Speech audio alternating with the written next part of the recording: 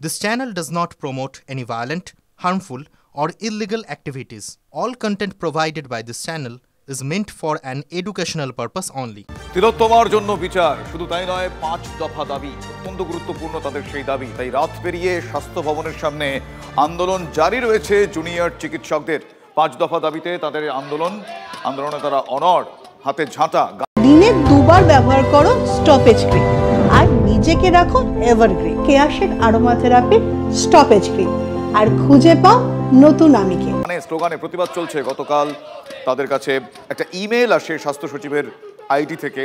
তারা সেই ইমেল পাওয়ার পর তারা জানিয়েছেন যে তারা সেই ইমেলে অপমানিত বোধ করছেন, কারণ যার পদত্যাগ তারা চাইছেন সেই আইডি থেকে ইমেল এসেছে। শুধু তাই নয়, তারা পরবর্তীকালে আরও একটি ইমেল পাঠিয়েছেন এবং সেই ইমেলেও তাদের কিছু শর্ত তারা দিয়েছেন। এই মুহূর্তে আমার সহকর্মী সিজার মণ্ডল আমার সঙ্গে রয়েছেন। সিজার,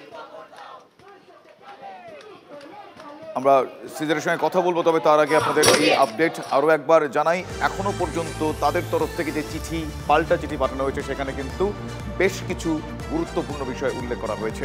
কোন পথে যায় তাদের এই আন্দোলন, অবশ্যই আমাদের নজর থাকবে। কিন্তু আপনাদের যেরকম বলছিলাম যে স্বাস্থ্য সচিবের যে ইমেল, সেই ইমেলের পাল্টা মেল করেছেন এই জুনিয়র ডাক্তাররাই, যারা এই মুহূর্তে অবস্থানরত রয়েছেন। ঊর্ধ্বতন কর্তৃপক্ষের থেকে ইমেল আশা করছেন 10 জনের বেশি সদস্যকে বৈঠকে থাকার অনুমতি দিতে হবে। ঠিক এই দাবি জানিয়েই তারা পাল্টা ইমেল করেছেন।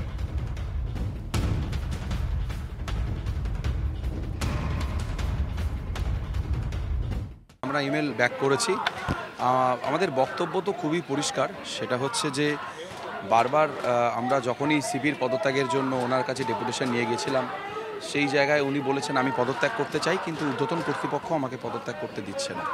তাই সেই জায়গায় দাঁড়িয়ে এই মানে যে বার্তাটি এসেছিল কালকে স্বাস্থ্য সচিব, যার পদত্যাগ কিন্তু আমরা চেয়েছি, তাই সেই জায়গায় আমার মনে হয় যে ঊর্ধ্বতন কর্তৃপক্ষ যে ডিসিশন মানে দিতে পারবে, সেই জায়গা থেকে যদি আমাদের বার্তা আসে তাহলে আমাদের ভালো হয়।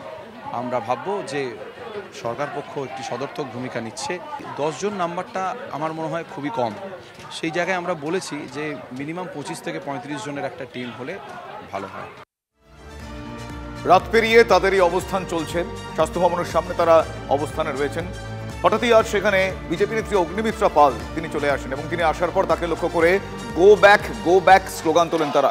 স্বাস্থ্য ভবনের সামনে অবস্থানস্থলে বিজেপি বিধায়ককে দেখে জুনিয়র চিকিৎসকরা গো ব্যাক স্লোগান তুলেছেন। সেই সময়কার ছবি আপনাদের দেখাচ্ছে। যদিও বিজেপি নেত্রী অগ্নিমিত্রা পাল জানিয়েছেন যে তিনি দলের পার্টি অফিসে এসেছিলেন, চিকিৎসকদের আন্দোলনের পাশে থাকার বার্তা দিয়েছেন তিনি, কিন্তু আজ তিনি অবস্থানরত জুনিয়র ডাক্তারদের সামনে গেলে তাকে লক্ষ্য করে গো ব্যাক স্লোগান ওঠে।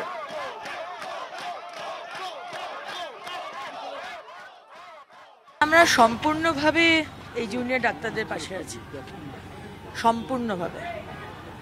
এবং আজকের যে আন্দোলন, সেই আন্দোলনে আমরা সম্পূর্ণভাবে রয়েছে, বিজেপি সম্পূর্ণভাবে রয়েছে। আমাদের এখানে অফিস এবং সম্পূর্ণভাবে আমরা আপনাদের সাথে আছি। তিনি তার দলীয় অফিসে আসতেই পারেন, এতে আমাদের কোনো বিরোধ নেই। কিন্তু আমরা যেটা বলতে চাই সেটা হচ্ছে যে আমাদের আন্দোলন যেভাবে রাজনৈতিক এবং এখন অবধি আমরা রেখেছি এবং সেইভাবেই আমরা পরবর্তী কর্মসূচিগুলো নিচ্ছি, সেই জায়গা থেকেই আমাদের আপত্তি।